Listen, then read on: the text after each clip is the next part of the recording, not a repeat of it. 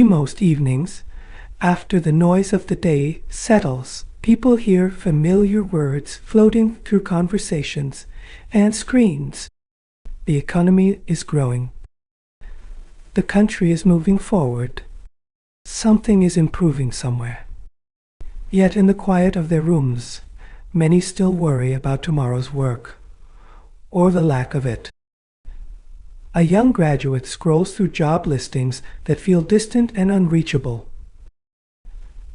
A mid-career worker wonders if the role they mastered will exist next year. A shopkeeper counts fewer customers. Growth is spoken of loudly, confidently, while employment feels fragile, personal, and uncertain. This contrast rarely arrives as a shock. It creeps in slowly. Celebratory headlines coexist with postponed plans, delayed marriages, and careful spending. People begin to sense that progress is happening, but not quite for them, or at least not in ways that feel secure or lasting. There is a quiet anxiety in hearing that things are getting better, while one's own footing feels unstable. It creates a strange emotional dissonance. If the economy is rising, why does work feel harder to find? Why does effort seem less rewarded than it once was? Over time, this unease becomes normalized. Families adjust expectations. Young people lower their ambitions, not because they lack ability, but because opportunities appear uncertain.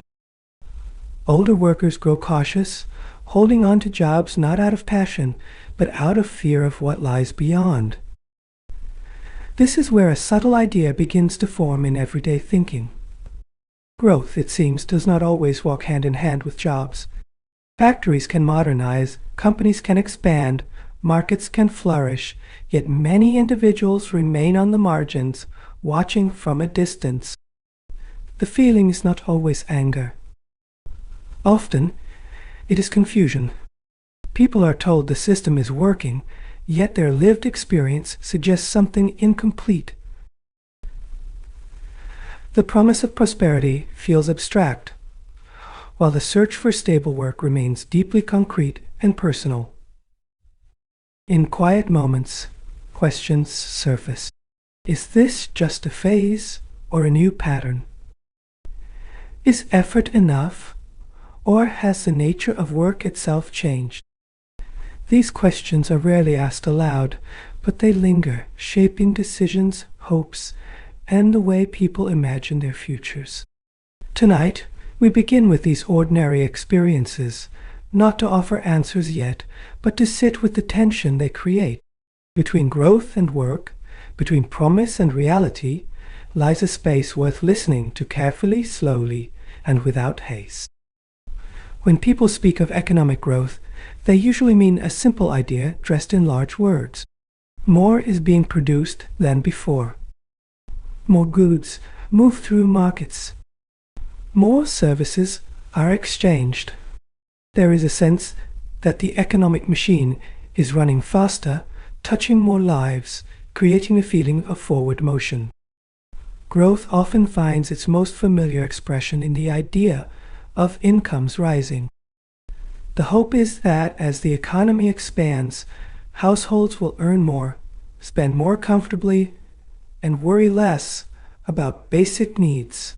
Growth, in this telling, becomes a promise of ease, of gradual improvement woven into everyday life. To capture this movement, societies began leaning on a single broad indicator. GDP entered common language, not as a technical formula, but as a shorthand for collective progress. If GDP was growing, it suggested the country was producing more value than yesterday, and therefore moving in the right direction. Over time, this measure became more than a tool. It turned into a story. Governments spoke of growth as proof of good decisions. Media repeated it as reassurance. Citizens learned to associate rising GDP with national success, stability, and international standing, even if its meaning remained distant from daily routines. Growth also fit neatly with the modern idea of development. Expanding output implied expanding opportunity.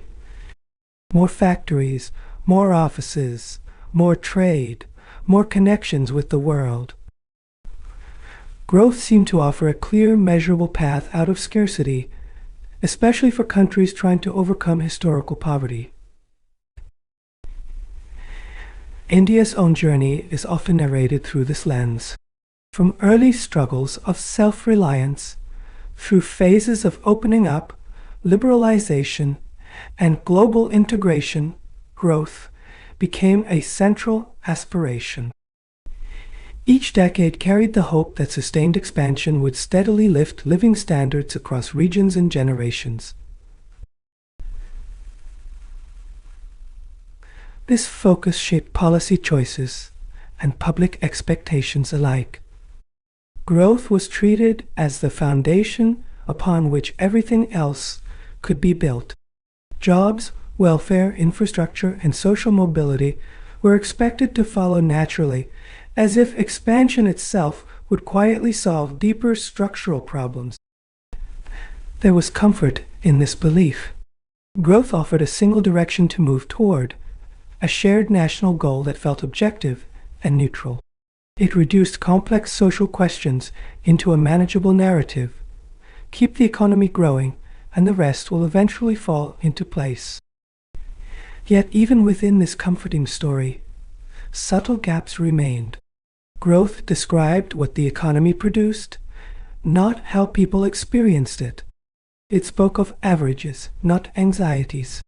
And slowly, without much announcement, the distance between expanding output and lived security began to matter more. For a long time, growth and jobs were spoken of almost as the same thing. When economies expanded, people expected work to follow naturally. More production meant more hands needed. More demand meant more livelihoods created. The link felt intuitive, almost obvious, rooted in how societies had changed over generations. Industrialization offered the clearest example of this belief. As factories spread, they absorbed workers leaving farms and villages. Machines increased output, but they also required operators, supervisors, transporters, and entire ecosystems of labor that transformed both cities and social structures. Manufacturing became a symbol of this promise. It turned raw materials into finished goods and rural workers into wage earners. The factory floor was noisy, repetitive, and demanding, but it provided something powerful: predictable employment and a sense of participation in a growing economy. Over time, this shift came to be understood as a natural progression. As agriculture's role declined, industry rose.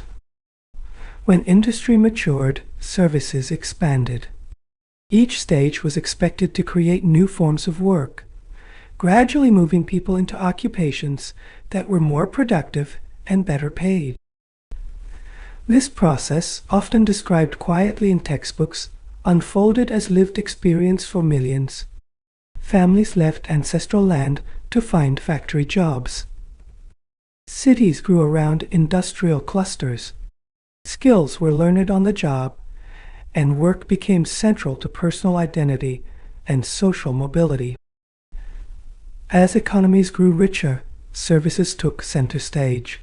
Offices, shops, banks, transport, education, and healthcare expanded rapidly. These sectors appeared flexible and inclusive, absorbing diverse skills and backgrounds. Growth, once again, seemed to translate smoothly into employment opportunities. In countries like India, this expectation shaped aspirations deeply. Industrial parks, manufacturing drives, and service hubs were seen as pathways to mass employment. Growth was not just about output, but about dignity, stability, and the hope that each generation would find better work than the last. The belief endured because it had worked before. History seemed to confirm it. Whenever economies grew, jobs followed in visible, tangible ways. Entire communities were lifted by factories, workshops, and offices that anchored local economies for decades. This long memory still influences how people think about progress today. When growth is announced, many instinctively listen for what it might mean for work. The assumption remains quietly powerful. If the economy is expanding, surely jobs must be growing somewhere too. Gradually, almost quietly, something began to change.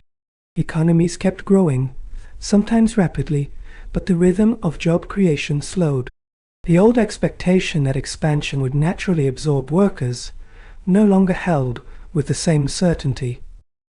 Growth continued, yet employment felt hesitant, uneven, and harder to secure.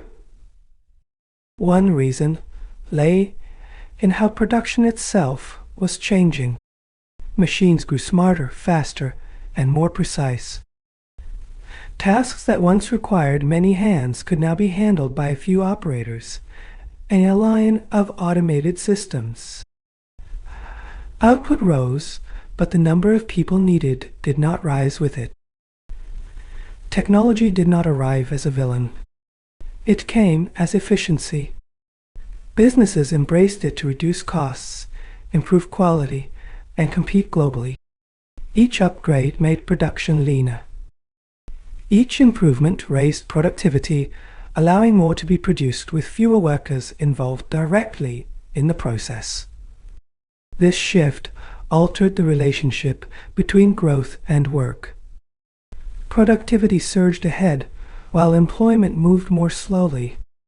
Companies could expand revenues and output without expanding payrolls in the same way they once did. The economy appeared healthier, even as job creation became selective and limited.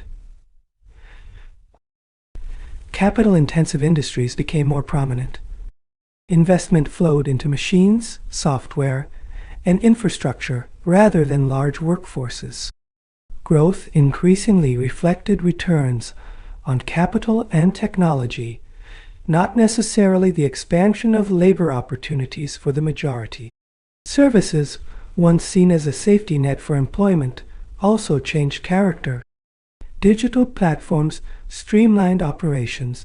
Algorithms replaced clerical roles. Customer interactions moved online.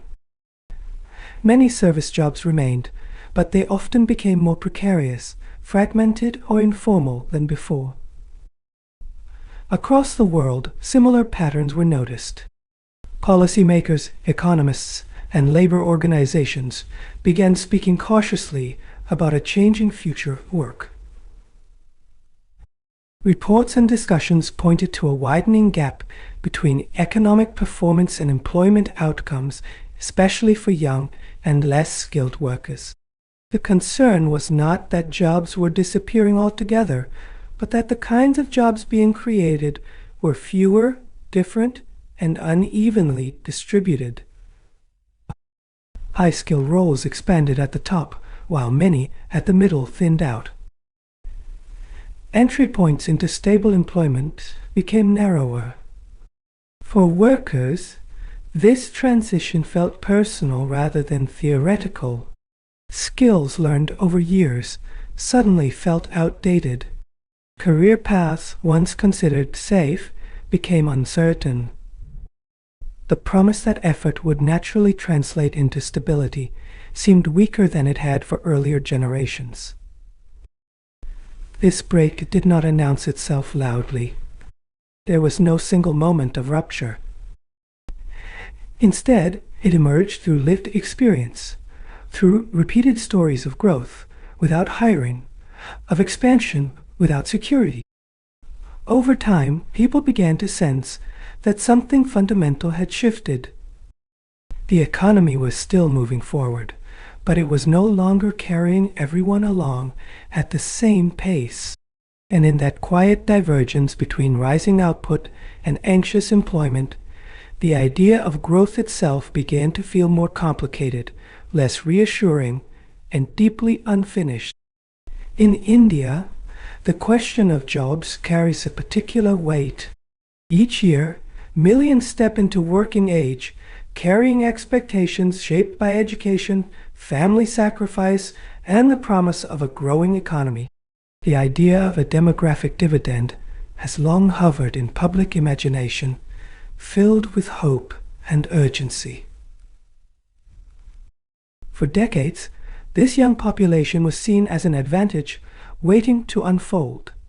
A vast workforce, it was believed, would power factories, offices, and services, driving growth while earning livelihood. Youth itself was imagined as energy ready to be productively absorbed into the national story. Yet on the ground, this absorption has felt uneven. Many young people find themselves moving between short-term work, preparation cycles, and prolonged uncertainty. Degrees accumulate, applications multiply, but stable employment arrives slowly, if at all. Growth feels present, but pathways into work appear narrow. This tension is visible in everyday conversations. Parents worry despite educating their children more than ever before.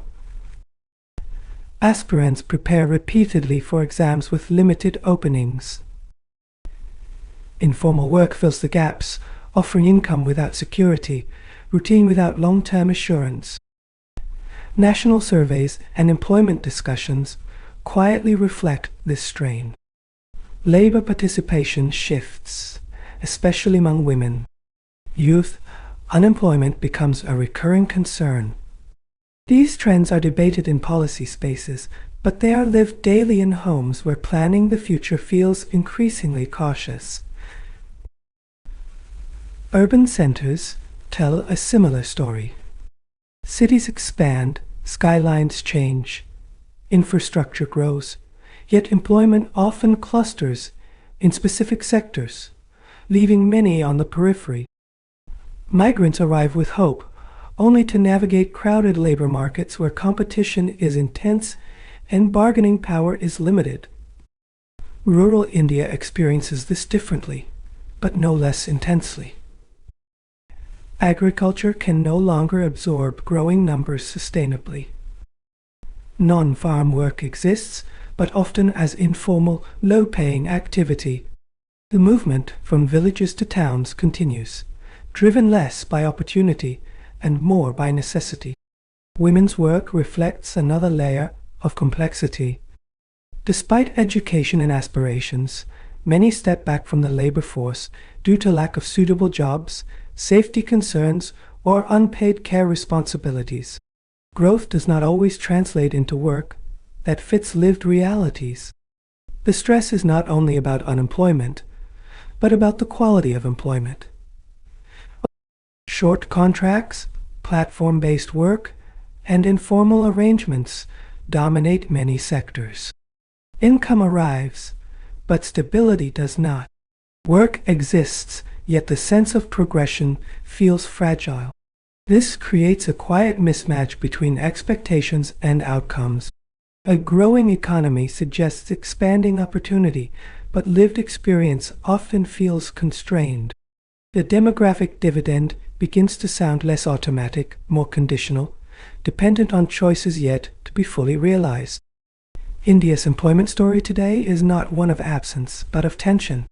Between numbers and narratives, between potential and practice, lies a generation navigating growth that moves ahead faster than the jobs meant to sustain it. When work does appear, it often arrives without ceremony or protection. A large part of India's working life unfolds outside contracts, payslips, or predictable hours. Informal work blends into daily routine so seamlessly that it is sometimes not recognized as vulnerability, only as normal life. Street vendors, Construction workers, home-based producers, delivery riders, and small traders keep cities moving. Their labor is visible everywhere, yet their security is not. Earnings fluctuate, workdays stretch or vanish, and the future remains uncertain, shaped by forces beyond individual control. Low wages quietly accompany this informality.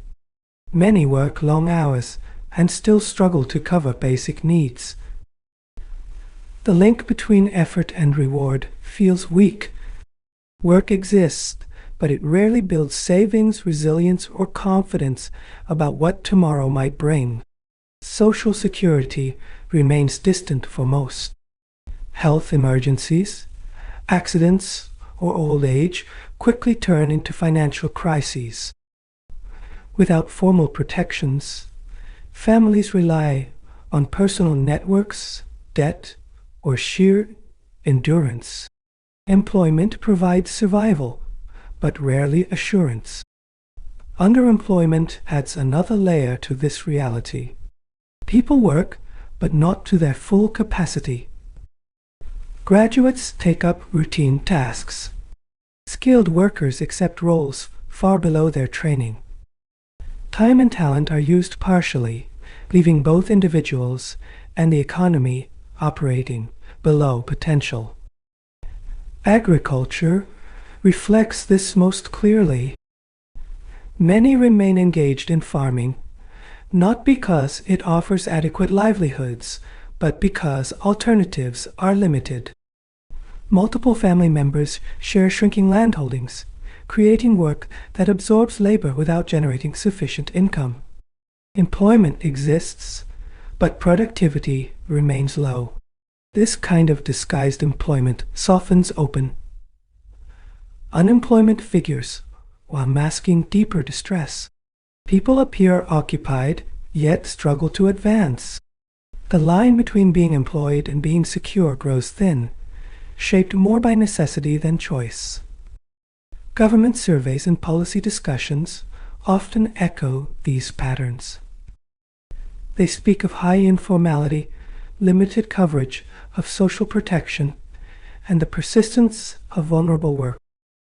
These observations are not new, yet they continue to describe the everyday reality of millions. What stands out is how quietly this system functions. Informal work does not protest loudly. It adapts. People adjust expectations, accept instability, and move between roles as circumstances demand. The economy keeps running, but many lives remain delicately balanced. This does not mean informality lacks dignity or contribution. It sustains households, supports cities, and absorbs shocks. But it also places the burden of risk squarely on individuals, leaving growth to coexist with constant personal uncertainty. In this landscape, employment becomes less about progress and more about persistence. People work to stay afloat, not necessarily to move ahead. And within this quiet persistence lies a central question about what growth truly delivers and for whom. Education has long been seen as the bridge between aspiration and opportunity. Families invest time, savings, and hope into schooling and degrees, trusting that learning will lead to meaningful work. Classrooms expand, campuses multiply, and certificates quietly accumulate across generations. Over the years, access to education has widened dramatically. More children stay in school longer. Colleges reach smaller towns. Professional courses promise mobility and stability. This expansion carries optimism, the belief that knowledge will open doors once firmly closed. Yet many graduates step out to find those doors only partly open. Degrees do not always translate into jobs that match expectations. The journey from classroom to workplace feels uncertain, marked by repeated applications, internships, and waiting periods that stretch longer than anticipated. Employers often describe a different concern.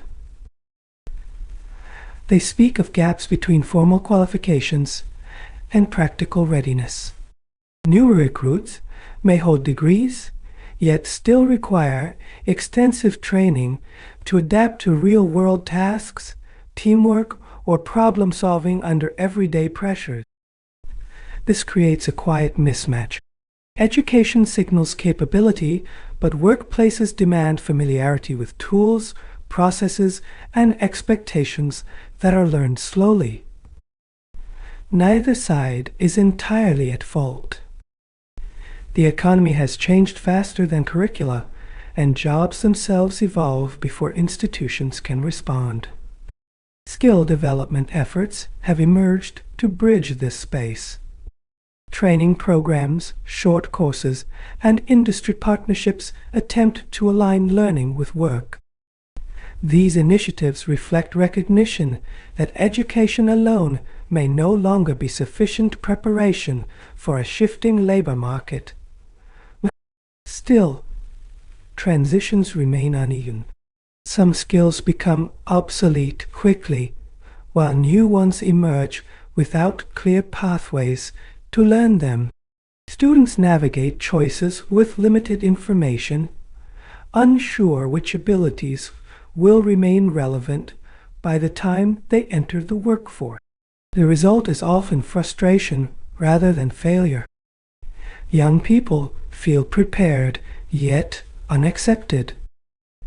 Employers feel willing yet unsatisfied. Between them lies a system struggling to keep pace with technological change, market demands, and the sheer scale of India's workforce. This mismatch also affects confidence. Rejections begin to feel personal, even when they reflect broader structural gaps.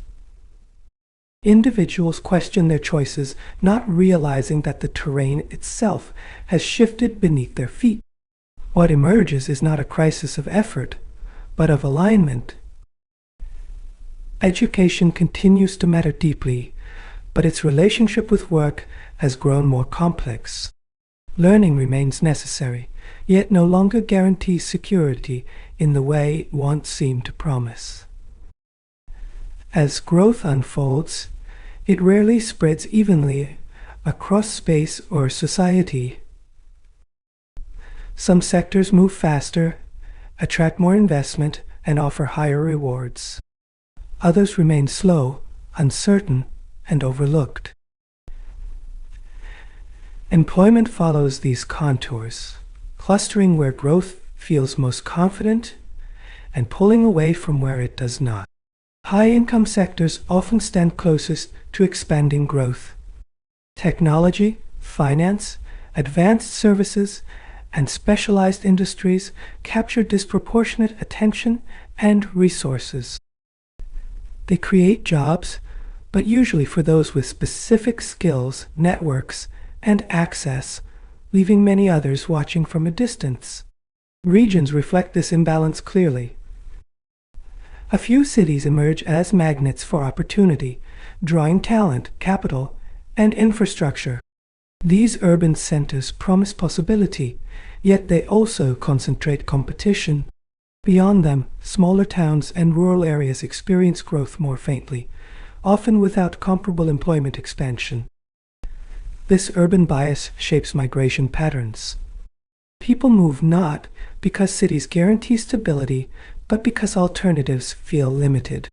Urban growth absorbs ambition, while rural and semi-urban regions struggle to retain youth.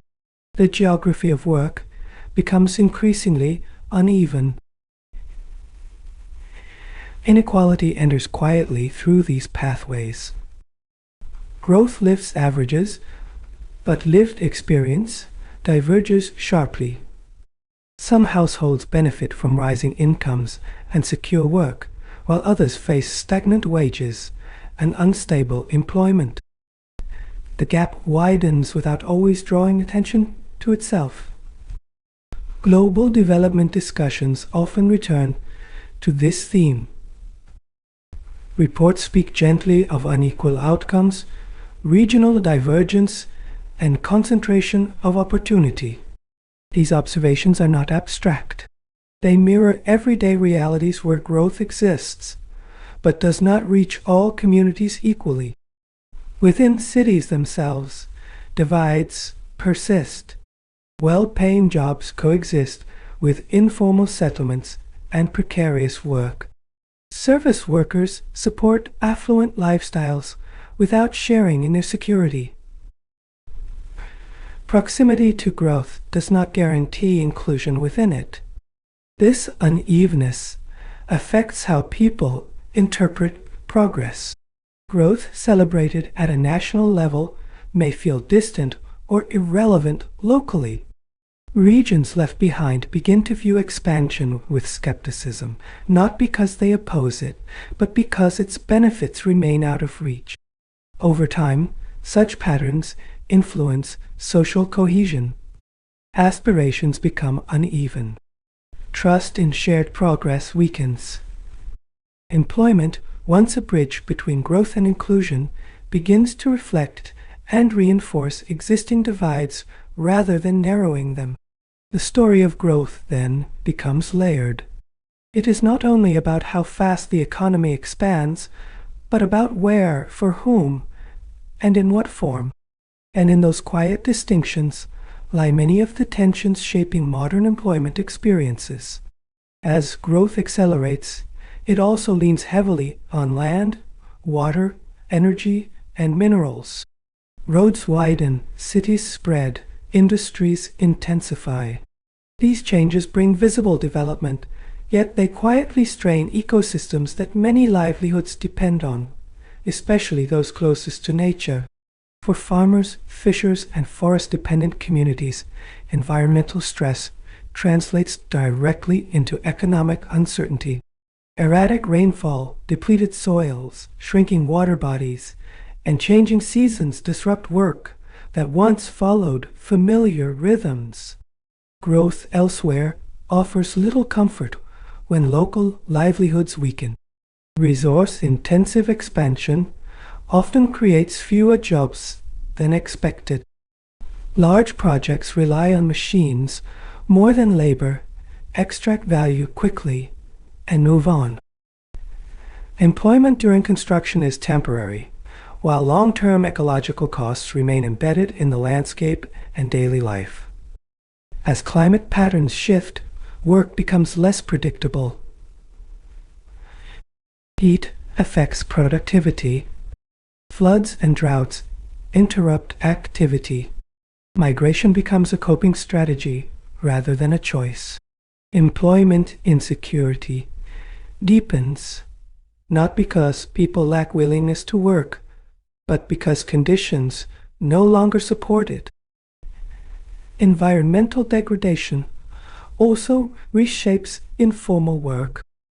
Waste pickers, street vendors, and daily wage workers face harsher conditions as cities heat up and air quality worsens. Health suffers quietly, reducing earning capacity without appearing in economic narratives of growth. There is a deeper contradiction here. Growth promises prosperity, yet it can erode the very foundations of sustainable employment. When forests are cleared, rivers diverted, or land degraded, livelihoods disappear faster than new jobs are created to replace them. This loss is rarely counted as unemployment. It appears as withdrawal, migration, or adaptation into lower quality work. People remain occupied, but with diminished security and dignity. Environmental stress and joblessness intertwine subtly, reinforcing each other over time. Social limits emerge alongside ecological ones. Communities bear the costs of development without sharing proportionately in its gains. Displacement, loss of common resources, and cultural disruption weaken social networks that once provided informal support during economic hardship. But during economic hardship, global conversations increasingly acknowledge these links. Discussions on sustainable development quietly question growth models that consume resources rapidly while creating limited employment.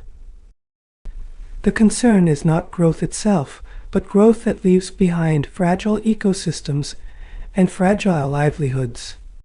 In this light, jobless growth feels incomplete, not only economically, but socially and environmentally. It moves forward while narrowing the space in which work can remain stable and meaningful.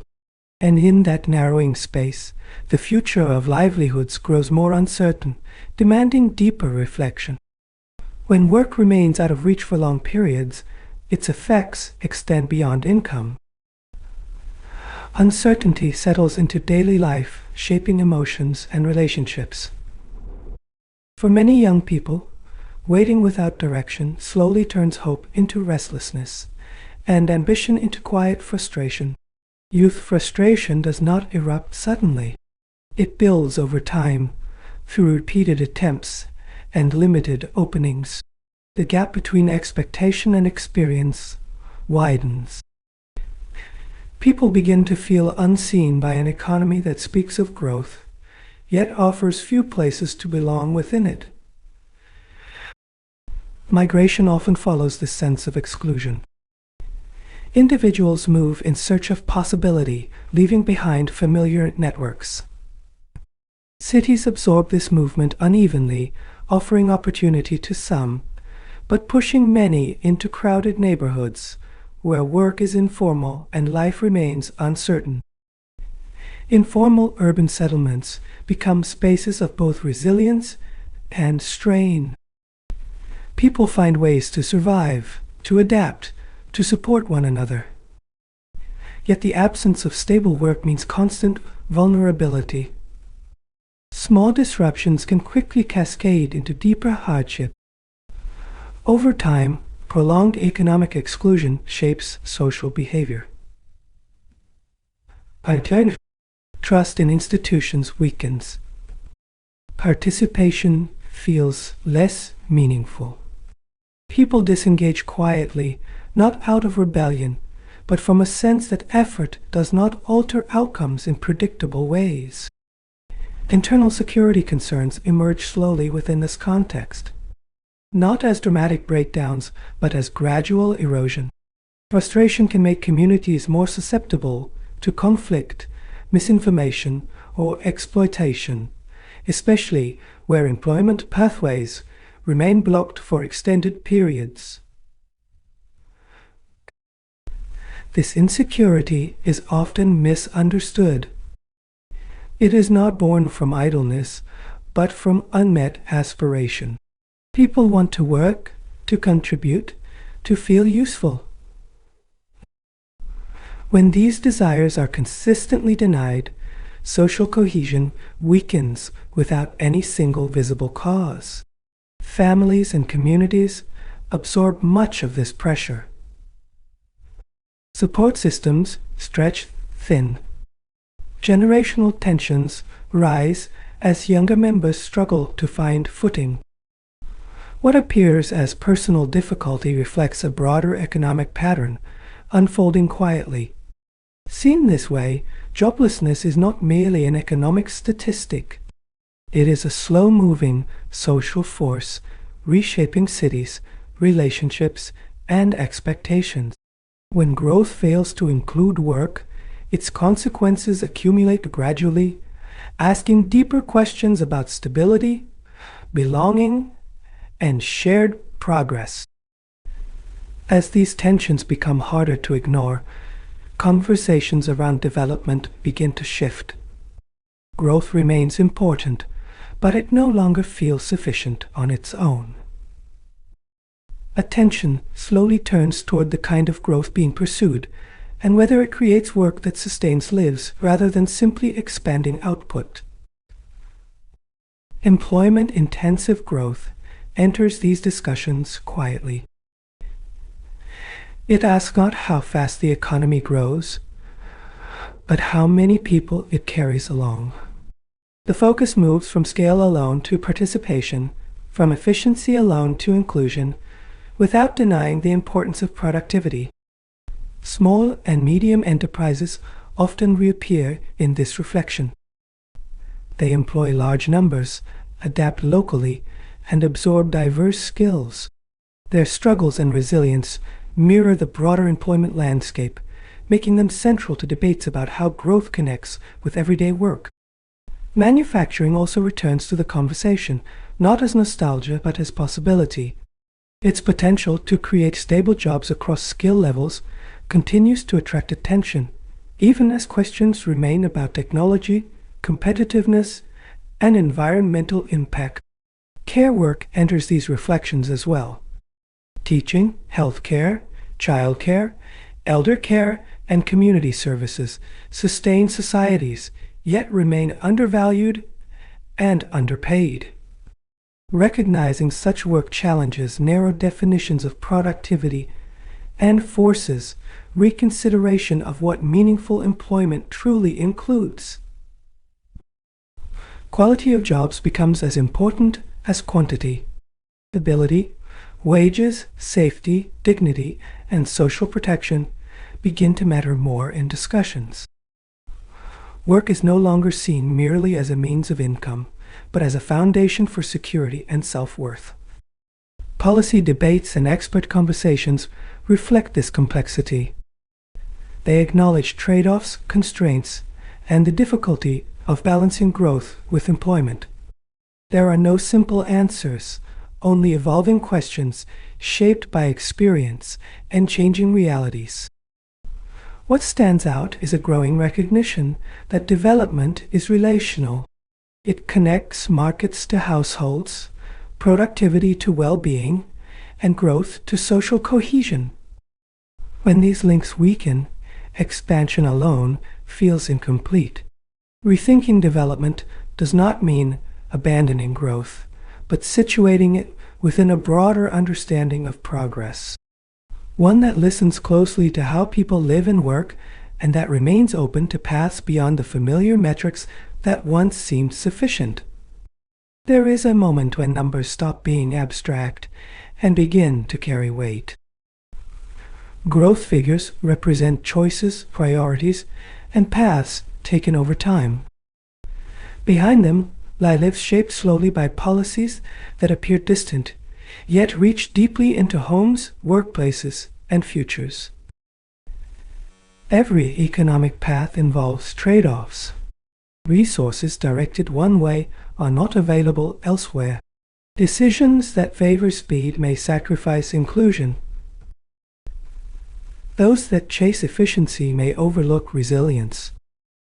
These balances are rarely visible in headlines, but they shape outcomes long after announcements fade. Long-term planning carries a different kind of responsibility.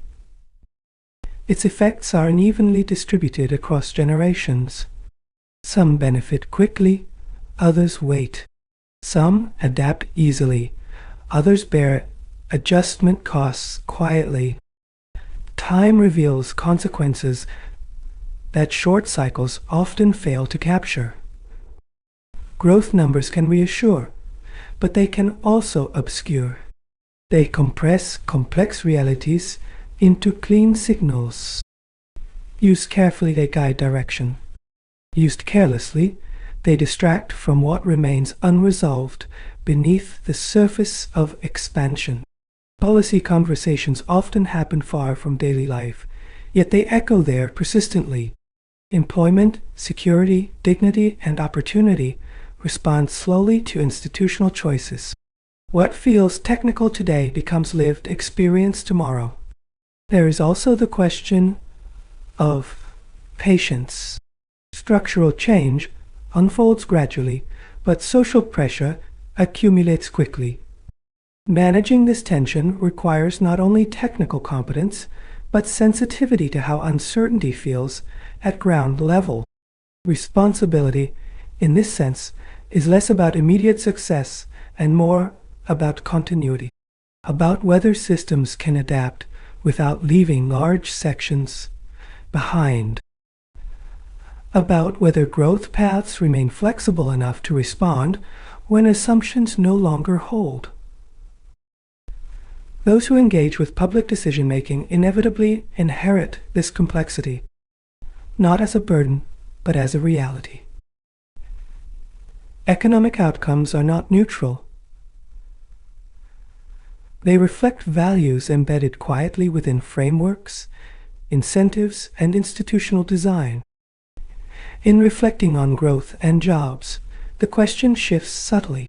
It becomes less about defending outcomes and more about understanding consequences, less about certainty and more about attentiveness. In that attentiveness lies the possibility of steadier, more grounded progress. We return, quietly, to where we began, to the familiar sound of growth being announced, and the softer question that follows it home. What does this movement mean for work, for dignity, for the feeling of standing on stable ground in one's own life? Employment has always been more than income. It offers rhythm to days, purpose to effort, and a sense of belonging within a larger story. When work is steady and meaningful, it anchors people through uncertainty, allowing growth to feel shared rather than distant. When growth moves ahead without work, something subtle is lost. Not all at once, but gradually. Confidence erodes. Planning becomes cautious. Aspirations shrink to fit narrower possibilities. The economy may advance, yet many lives remain paused, waiting for entry. Inclusion, then, is not an abstract goal. It is experienced through access to work that sustains dignity, through jobs that allow people to imagine a future without constant fear of slipping backward. Why they can't slipping backward, through opportunities that recognize effort, not just efficiency. Stability does not demand perfection. It asks for continuity, for pathways that may be slow but visible, for growth that does not rush ahead while asking people to simply adjust and catch up on their own. These reflections do not resolve neatly. They are meant to linger, to sit alongside familiar narratives of success and prompt gentler questions about what progress feels like when measured not only in output but in lived security. Perhaps the task is not to reject growth, but to listen more carefully to how it unfolds, to notice who moves with it easily and who walks behind, adjusting pace, carrying uncertainty quietly. As the day fades and thoughts slow, the contradiction remains: growth and work, promise and experience. Somewhere between them lies a conversation still unfolding, waiting to be carried forward, thoughtfully, patiently, into whatever comes next.